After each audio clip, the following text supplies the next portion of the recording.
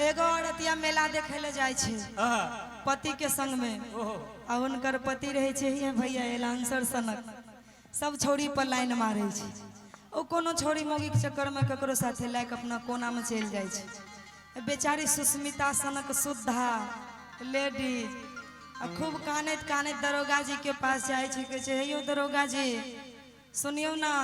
report लिख दियो ना तनी जइयो ना हमरा पति के खोज दियो ना से पति के संगे एलिए मेला देखे ले बड़ी जिद क्या के लेके एले कल के चला मेला देखा दे छिया हमें भोला भाला हमरा कल के पंडाल के गेट पर तो रहिया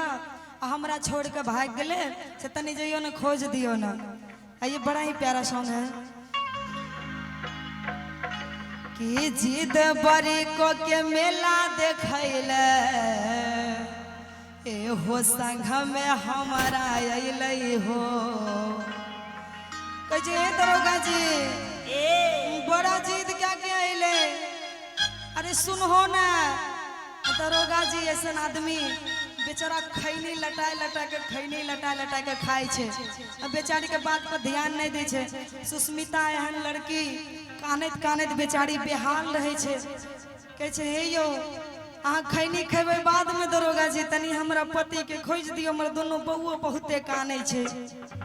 तनी खोज दियो ना जल्दी आ तनी उठियो चलियो कहे छे आइएगा भाई म्यूजिक से कि जिद बड़ी क के देव घर संग में मेला देखैले अइलै हो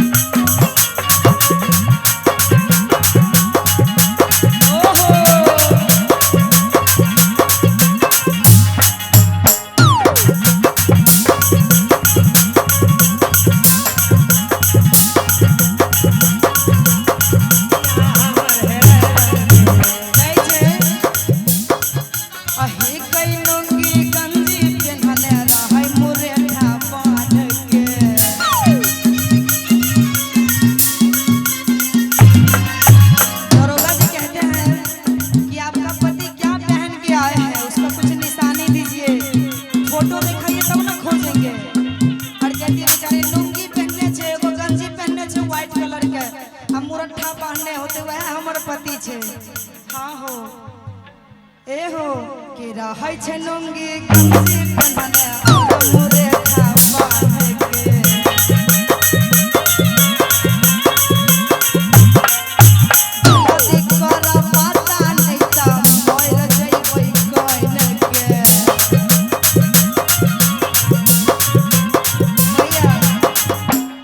कहै छे कि रहै रे लुंगी गंजी पहनने आरो मुरेठा बन के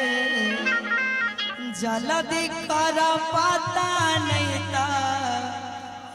हो मर जइबै कान के कहै छे आ दारू गांजा पीने रहै खैनी रहै छे खैने हो दारू गांजा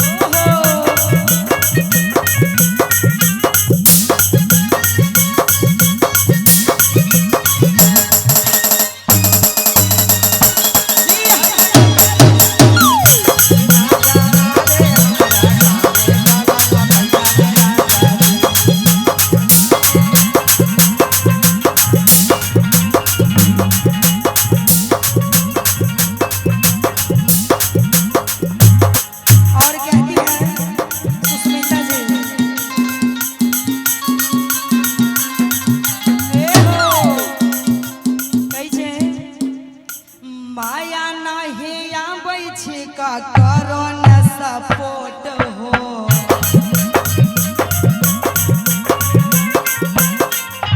सीना से हमारा दिल पर लागे बहुत चोट हो माया नहीं आवे छी का करो न सपोर्ट हो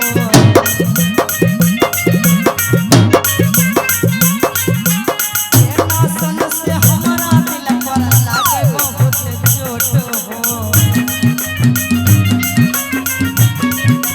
कहै छै 200 400 लेके जेबी में अइलै हो